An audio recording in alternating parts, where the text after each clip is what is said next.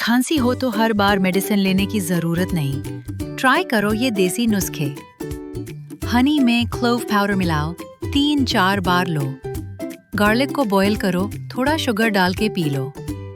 Roasted जीरा चबाओ, dry और productive कॉफ दोनों में काम करेगा।